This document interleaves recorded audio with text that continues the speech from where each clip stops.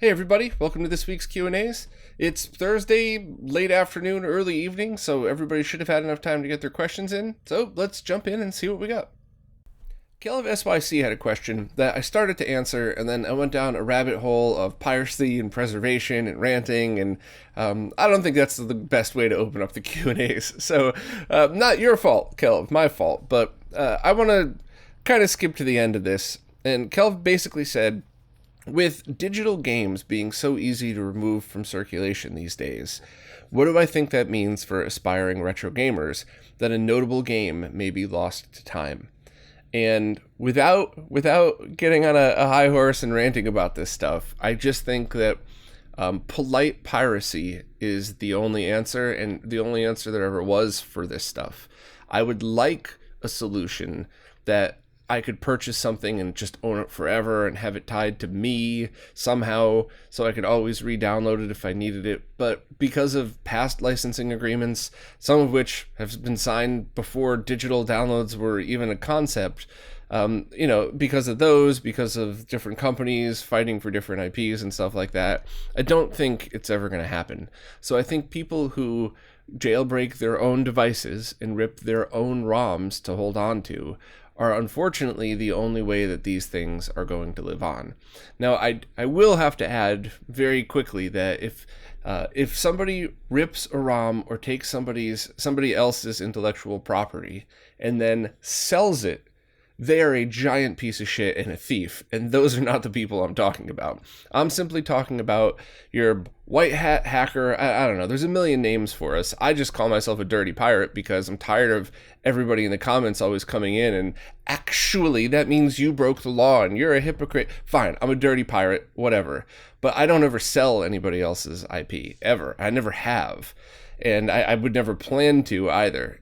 The stuff that I do when I rip my own games, when I jailbreak my own devices, that stuff stays on my hard drive. And while yes, some of my fellow dirty pirates and I do trade around ROMs, very often and in fact, many times I've had the conversation with somebody, hey, I'm tired of having 3 backups of something because I'm afraid my drives are going to die. Why don't the 4 of us just copy each other's drives, and if one of us drives ever die, we could just, mail you another one and have you copy it over. So technically, I'm sharing a ton of illegal ROMs, but not for profit.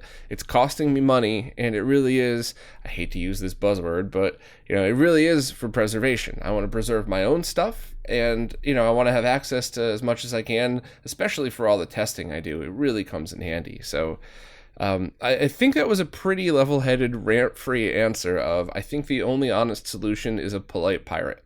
So do not, there are people out there that sell EverDrive packs on a micro SD card, and I hope every one of their stores gets shut down, and I hope all of them learn a very hard lesson that that's just gross thievery.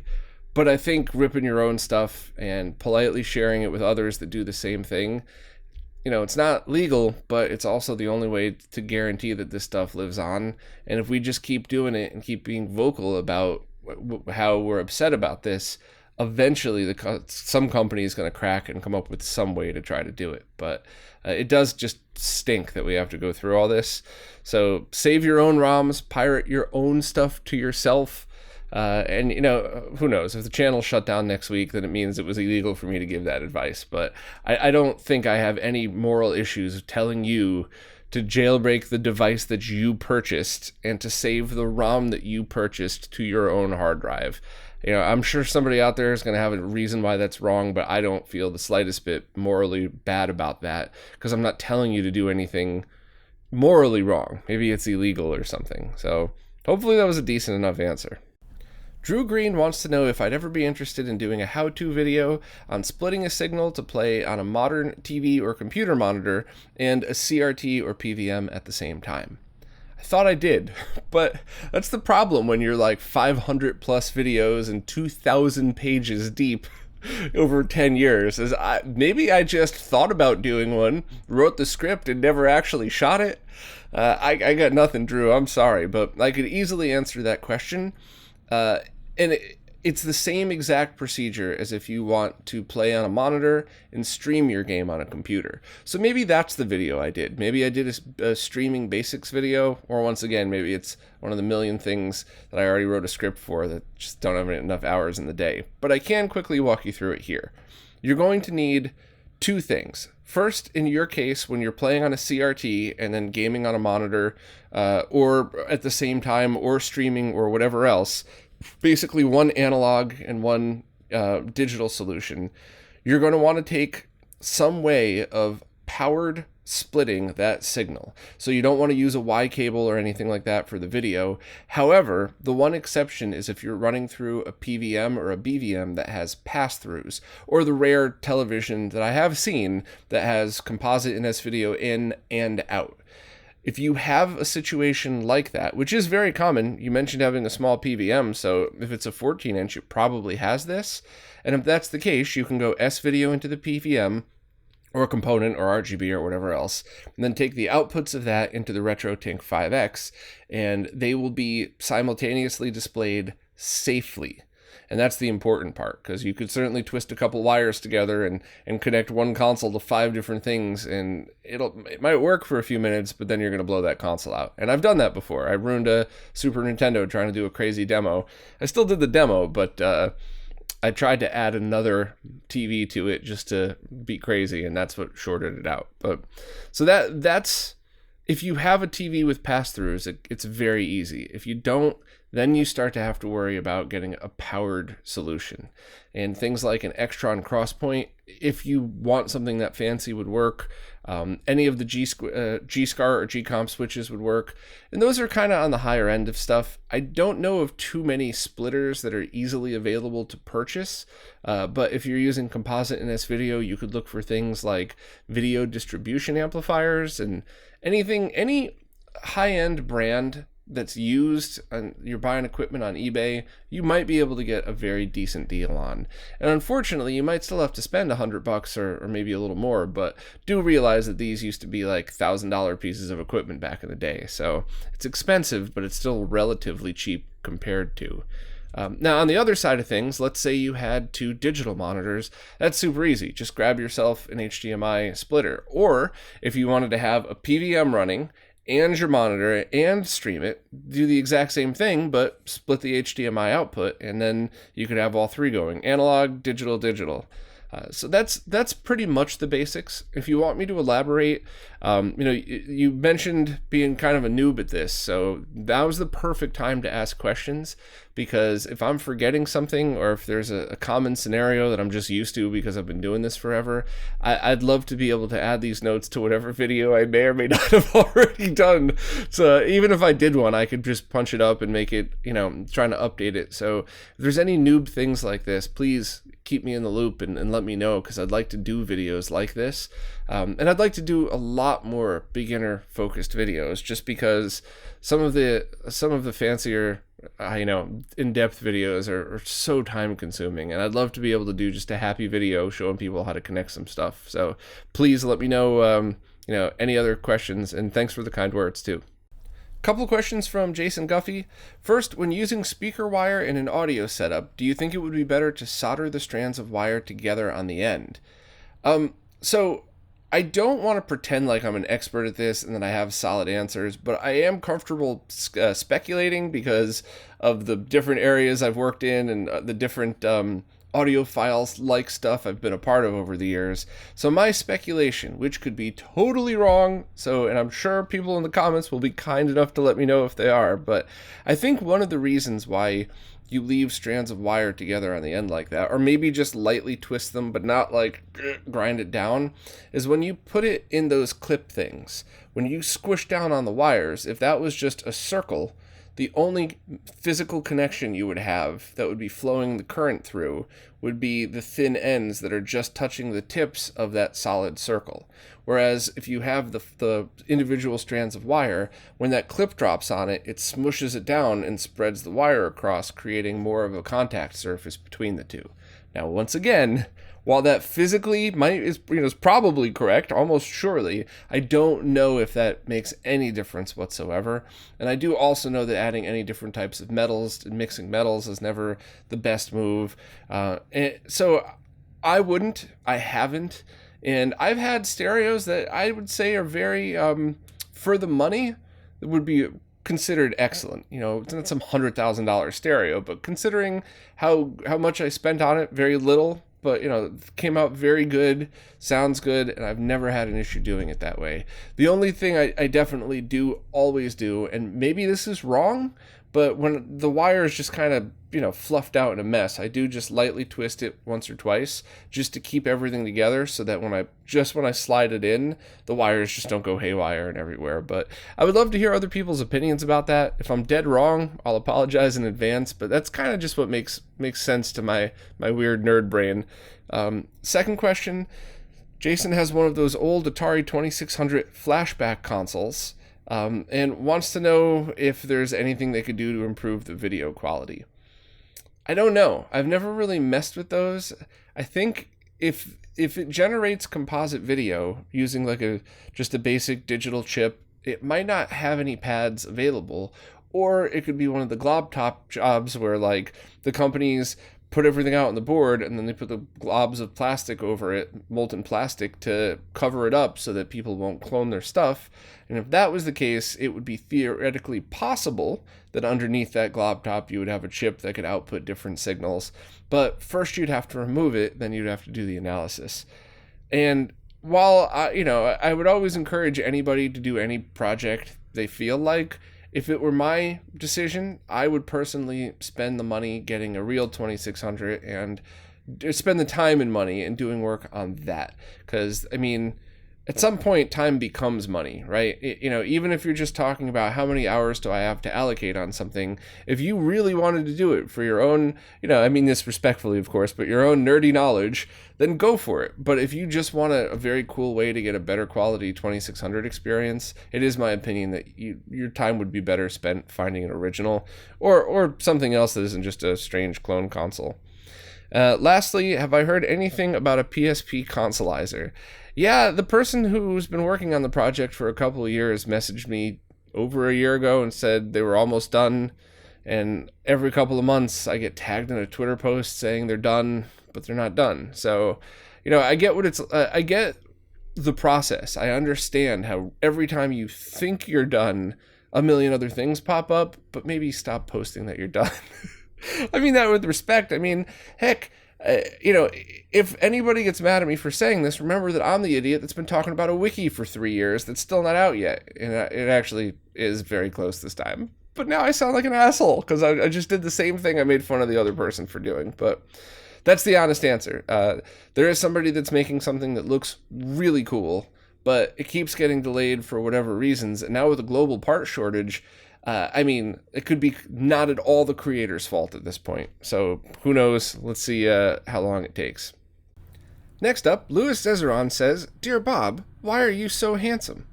"'Cause your mom does my hair for me." Lance wants to know why my Patreon doesn't have a 240 tier.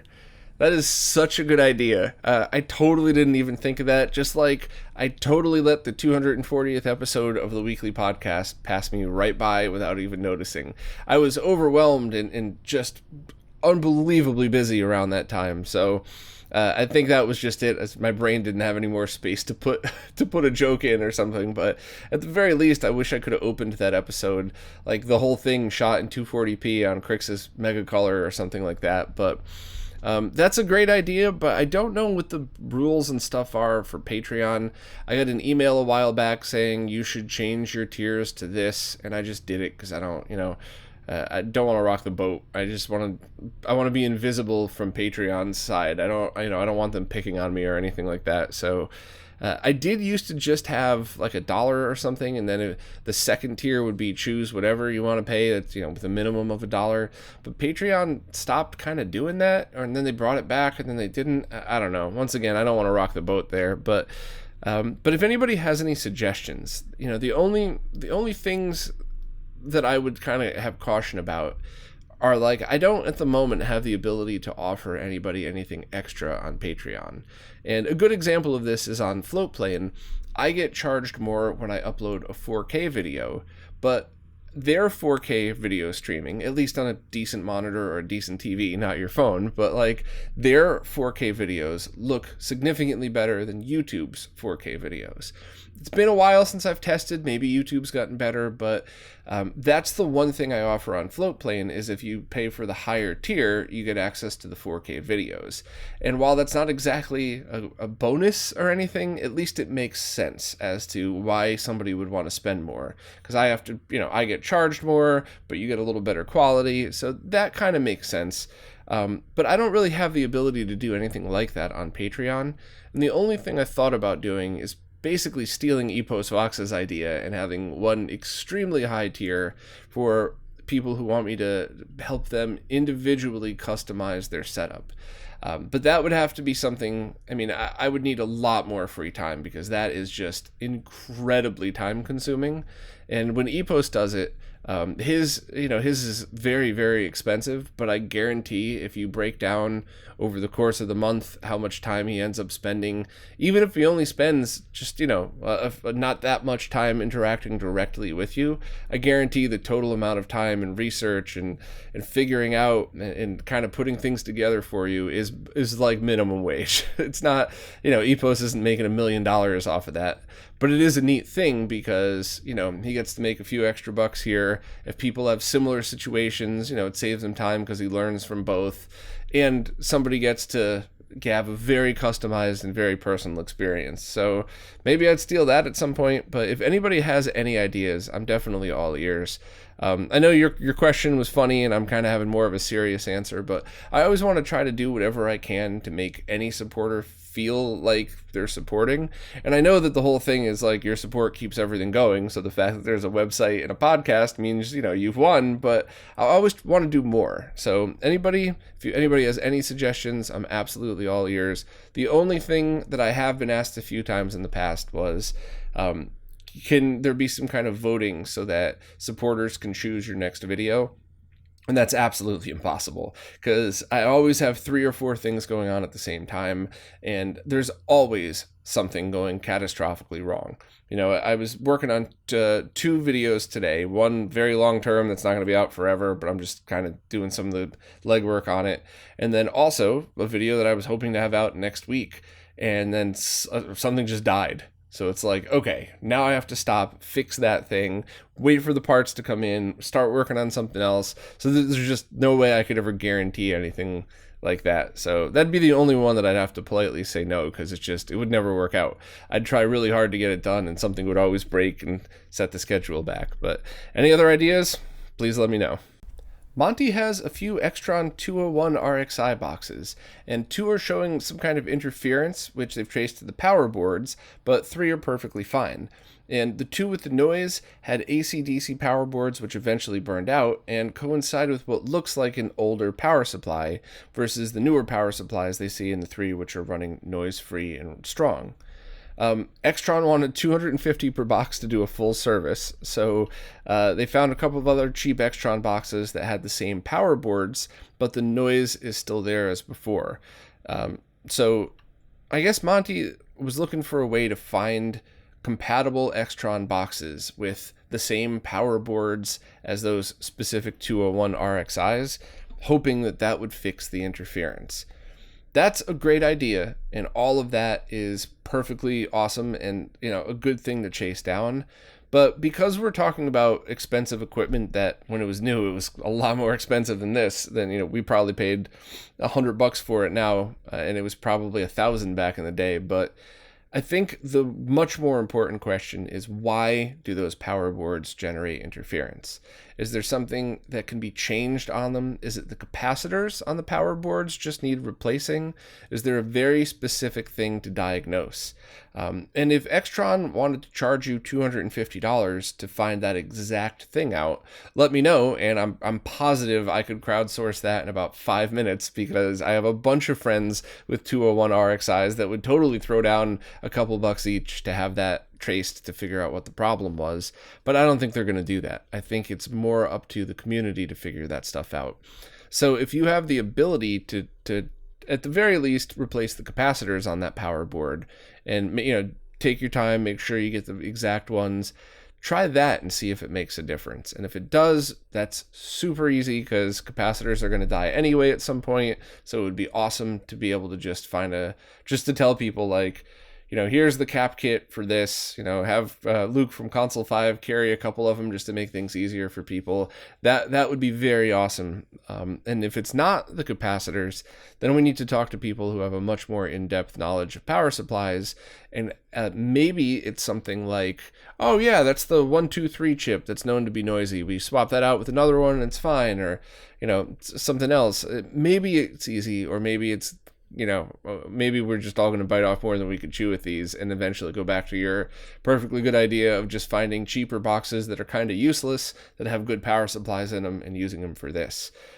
So if anybody has any thoughts on any of that, please chime in. But my gut's telling me, let's see if we could try to fix the power supplies first and then try to identify another box. But it still means you're cannibalizing another Extron box that somebody might need. Who knows? Maybe a box that's totally useless to us now when we have some crazy new mod come out. Turns out that's the perfect solution or something. Who knows? You never know in this crazy hobby, but it's a very good question, and hopefully people might be able to help out with this. And Monty, contact me directly too. If maybe you could send me some really high quality screenshots of each, and I could just send it on to my friends or something like that and have them kind of give their opinion on it.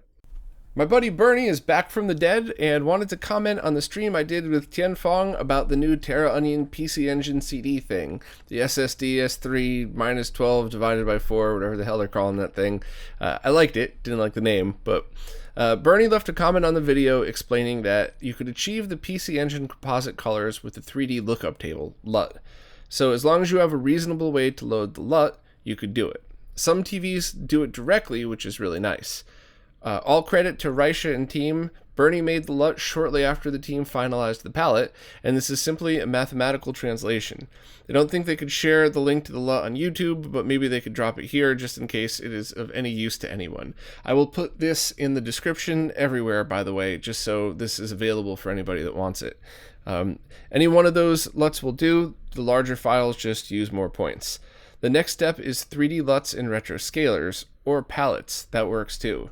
That's a very cool idea. I didn't even think of that. And I sure as hell didn't know that some TVs could just load LUTs in as well. But is that consumer TVs? Is that monitors? Of course, unappreciative ass me. You take the time to give us all this info in these LUT tables, and now I bother you with more questions afterwards. Sorry, Bernie.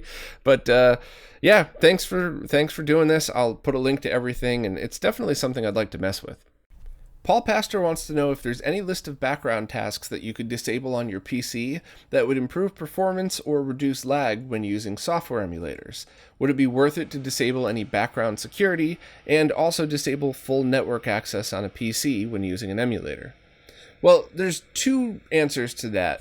So first and foremost, the stuff from back in the day of unplug your PC from the internet to get faster performance and disable all your antivirus software and all of that stuff, that was really a big deal back when single core computers were the only choice.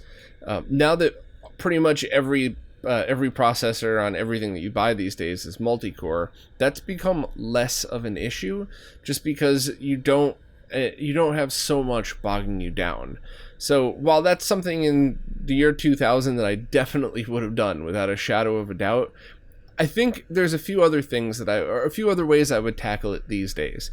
First of all, if there's any kind of live image that you could download, so like a Linux MAME image that you could boot off of a USB stick or anything like that, that would be the best because somebody is already go through the painstaking trouble of tweaking that OS to only have the bare minimum.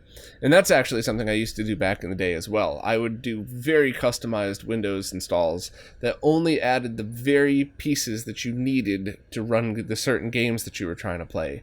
And in fact, oddly enough, I took that skill set with me and used that to create custom Windows embedded images when I worked for that company where we made our own computers. So kind of funny that was both in my hobby life and a major focus of my professional life for a while.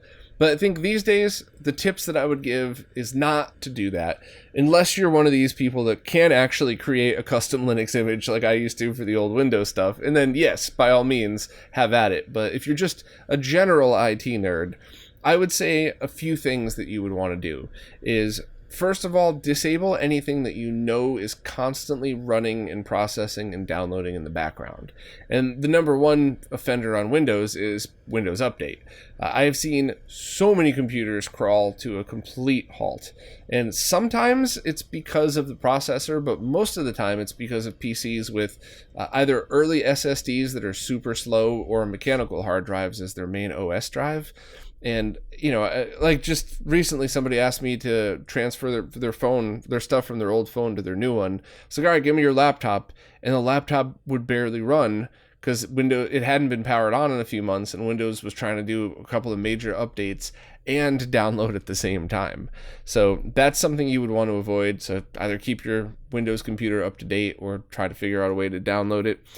The other thing that I always like to do if you're a Windows user is right click on the taskbar, hit Task Manager, go to More Details, and then click on the Startup tab, and basically disable everything that you don't know or that you know isn't important to you. Like the Logitech download assistant, I only plug in my Logitech webcam when I use it. I don't need a download assistant. Or the Epson status monitor, I only turn on the printer like once every 2 months. Why would I want that constantly running in the background? But the good news about that is if you disable a whole bunch of stuff, reboot your computer, because you got to reboot after doing it. When it comes back up, if something isn't running right, just turn everything back on, and then, you know, or turn it on one at a time to figure out the thing that you actually needed that's causing the trouble. Disabling it in the way that I just described doesn't uninstall it, doesn't delete anything, and in fact, when you disable it, it just shows as disabled. So you could squeeze a little performance out of it that way, certainly with things like, you know, the printer status monitor and stuff like that, but that's definitely a tip I would be comfortable giving, that it's worth taking the time to do. And the only other thing is, if you play games that are processor intensive and RAM intensive, reboot your computer before you fire up the game or emulator.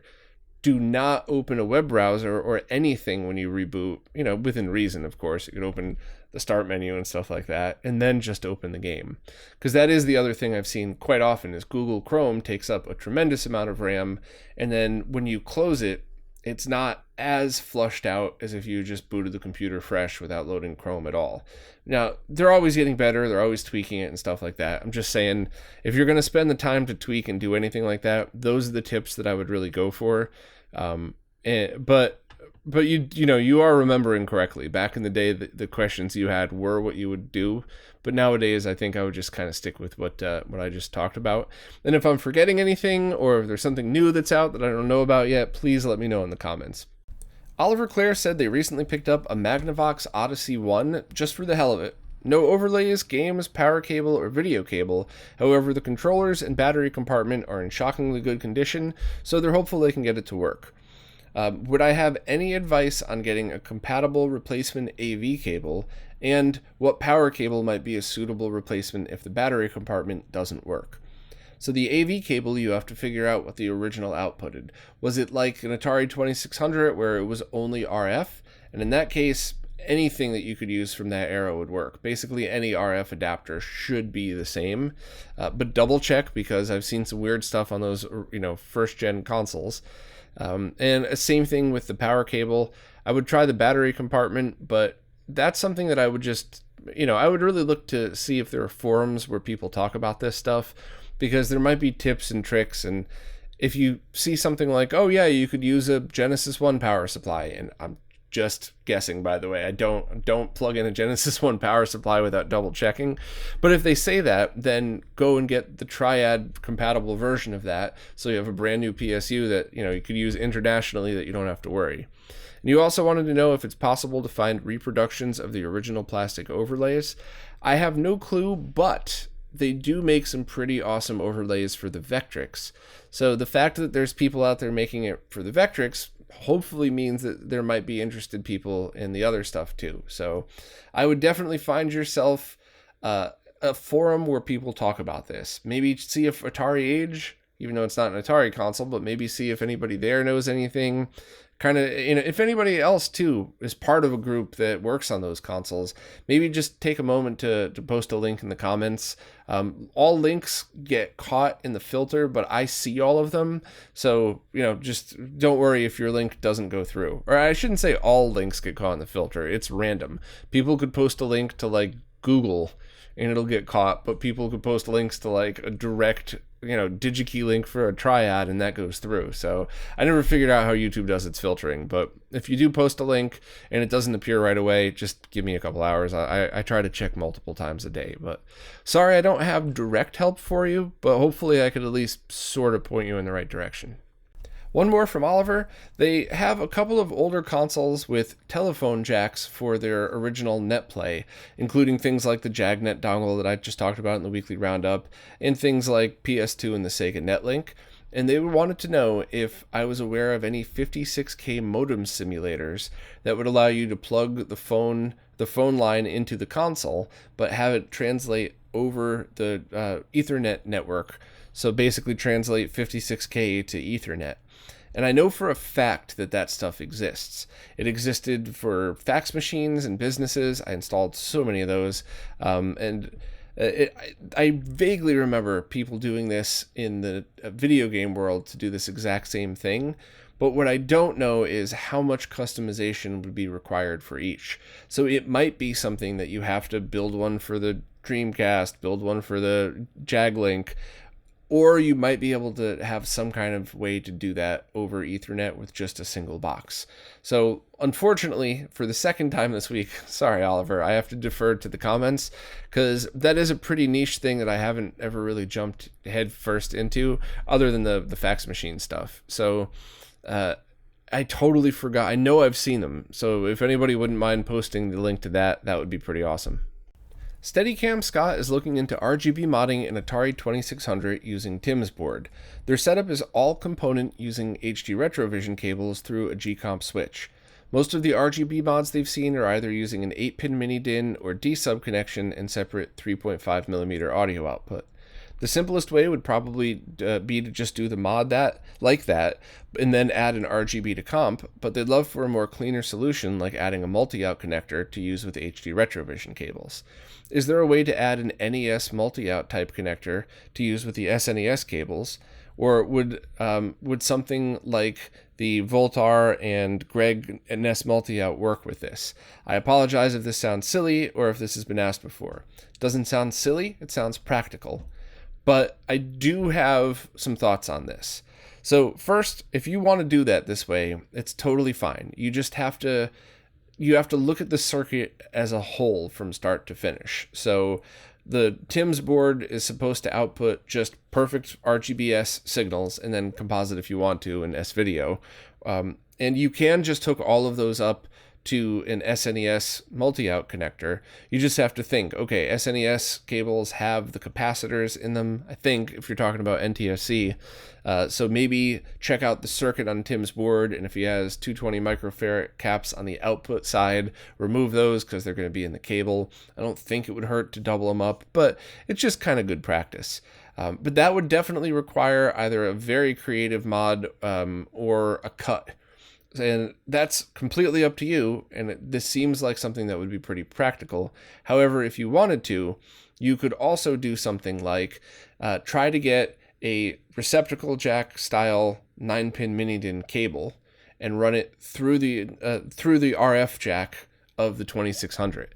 And that's something I had Jose do for me for the stream that I did a while back, where it was a Genesis 2 style jack that just kind of hung out maybe a foot past where the RF cable was, and it was fully functional. Composite video was run, which means HD RetroVision Genesis cables ran. You could use any kind of RGB cable and even composite video. The only thing I was missing was S-Video, which was fine because I had the higher quality signals there. And I loved it. I thought that was perfect. Now, if you use shielded cable, it's going to be a more complicated mod. It's a lot more finicky than drilling holes and mounting something in there. So I completely and totally understand if you just say, no, I already own the Super Nintendo HD Retrovision. I'm just going to use that one, cut a hole and go for it. But I would at least consider the Genesis one, just both for the no cut mod part of things, or maybe you already have those cables and it's easier to cut a circular hole in the back of your 2600 than a square hole to fit that SNES multi out. And same thing, you want to look at the entire circuit on the coming out of Tim's board. Are you able to modify that to send the exact voltage that a Genesis cable would be looking for?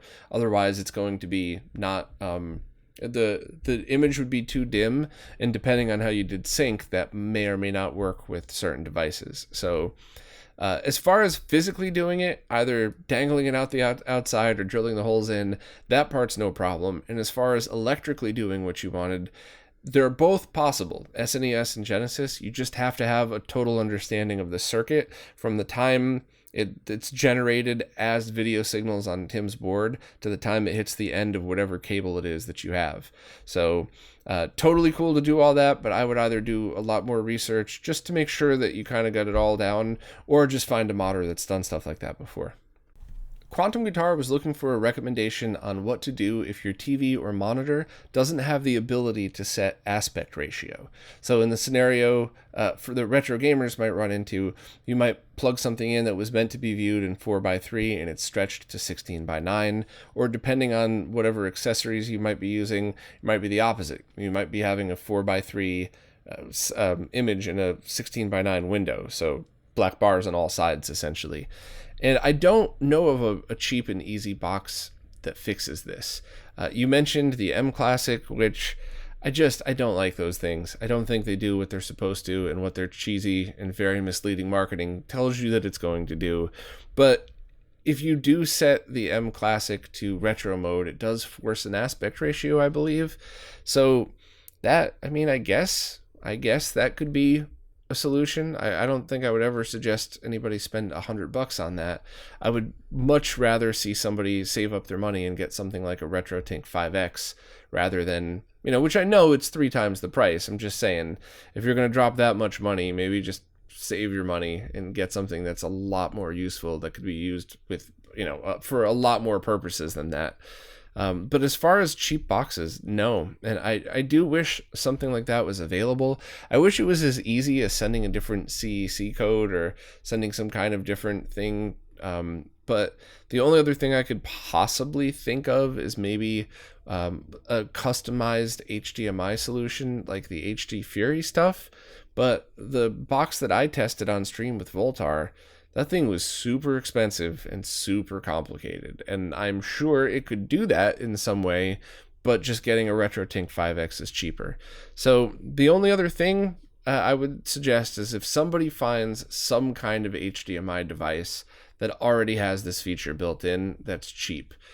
So maybe there's an HDMI splitter somewhere that has aspect ratio control that doesn't add any lag or something like that. But for the most part, I unfortunately don't really have a good solution for this. I wish I did, because there's certainly been a few times, like I think in the RetroTink 5X video, I couldn't figure out how to set my monitor to 4:3 when in 1440p mode or something. So it was stretched and it looked stupid, and I felt like an idiot, but there was no... I eventually found a weird thing buried in a menu, but I wish there was a way to do this. Of course, the other thing you could do is just tweet at TCL and ask people to retweet and just say, hey, there's still a lot of people out there that need aspect ratio control. This is a bug. You should always have this in there. Even if everything is working properly and you're just a crazy 16:9er like Ian, maybe you want to stretch your games. Maybe you also want to burn yourself in a fire. I don't know why anybody would want to do either, but hey, you should have that option, and that's not an option they should have taken away. I'm obviously being silly, but not about tweeting at TCL. That is definitely not an option that should have gone away in a consumer TV. So that's my only suggestions is, try to find other devices that maybe have that feature built in. Possibly consider upgrading to just a device that handles all of this for you. And it's certainly worth reaching out to TCL just to ask, like, what the heck, this is something you shouldn't have taken away. Well, that's it for this week. If you're new to these Q&As, please ask whatever question you have in the newest Q&A post, wherever it is that you support. The way the services work, I can't really tell what's a new question on an old post, and I just really enjoy scrolling through like I do here. So just any question at all that you have, fire away in the newest post, wherever it is that you support. And if for whatever reason I don't answer your question, it's always because of an accident. I deleted it in post by accident, I skipped over it or something. It's never intentional. So if I missed your question, please re-ask it next week, or just message me directly if it's something really important. But anyway, thanks so much to everybody that participates in these, and especially thank you to everyone who supports in any way, because like I said before, it is you who's keeping all of this going. The podcasts, the behind-the-scenes research, the website, the videos, everything. So thank you all so much, and I'll see you next week.